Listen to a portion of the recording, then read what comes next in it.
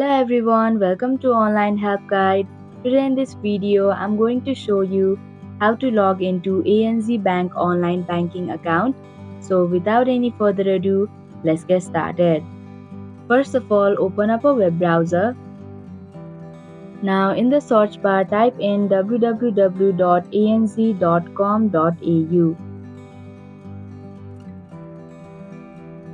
After you come across this official page, click on the login button.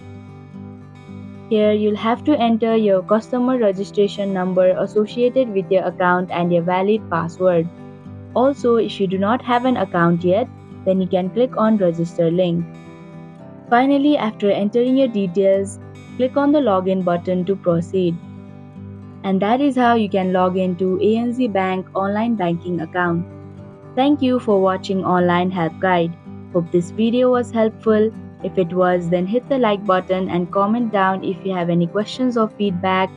Also, if you are new to our channel, subscribe and hit the bell icon so that you don't miss our upcoming videos.